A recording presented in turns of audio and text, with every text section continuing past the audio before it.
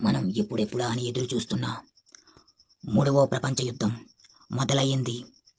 అన్ని దేశాల వారు చాలా చాలా భయపడుతున్నారు. మన దేశంలో వాళ్ళు కూడా భయపడుతున్నారు. ఇప్పుడు ఒక చిన్న స్కూల్లో పిల్లలు ఏం చేస్తున్నారో చూద్దాం.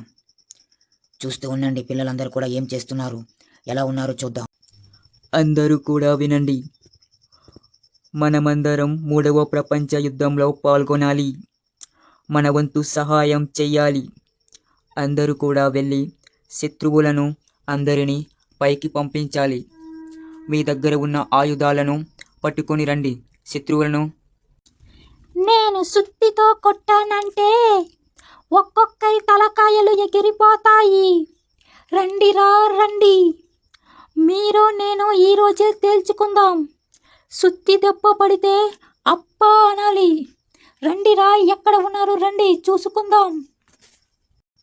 నేను ఒక్కసారి మేకప్ వేసుకొని రంగంలోనికి దిగితే అప్పప్ప అందరూ కూడా నా మేకప్ చూసి పైకి పోవాల్సిందే.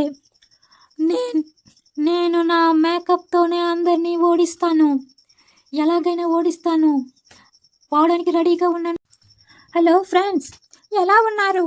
నేను మూడవ ప్రపంచ యుద్ధంలో పాల్గొంటున్నాను. చుట్టుపక్కల శబ్దాలు వినిపిస్తున్నాయా? పైన విమానాలు కూడా ఎగురుతున్నాయి, కనిపిస్తున్నాయా?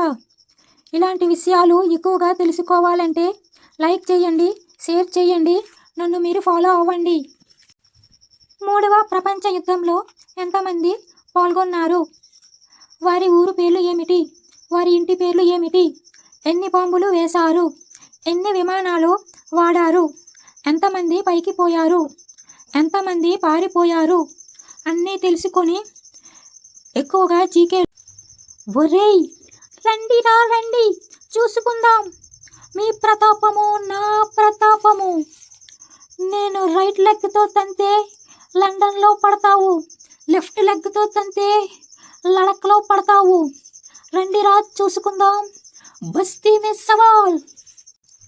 ఒలే ఆగండి, నాకు చాలా భయం వేస్తుంది. మీరు అందరూ నన్ను వదిలివేసి వెళ్ళిపోతున్నారు. నాకు బాంబులంటే చాలా చాలా భయం. ఎవరైనా ఒక బాంబు వేశారంటే నా పని అయిపోతుంది. ఉండండి, నాకు చాలా భయంగా ఉంది, వస్తున్నాను. ఆమ్ పాపిడి కురుకురే ప్యాకెట్స్ రెండమ్మా కొనండి, అందరూ తినండి, బలం పెంచుకొని ఫైట్ చేయండి.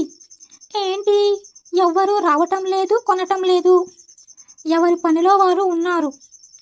ఎవరికో అమ్మటం ఎందుకు? నేనే తినేస్తే ఒక పని అయిపోతుంది కదా. దయచేసి వినండి. మూడవ ప్రపంచ యుద్ధంలో గాయపడిన వ్యక్తులకు, బాంబులు పేల్చడం రాక చెయ్య కాలిపోయిన వ్యక్తులకు ట్రీట్మెంట్ చేయబడదు. ఎందుకంటే ఇందులో ఏమీ లేవు, నేను ఏమీ తేలేదు.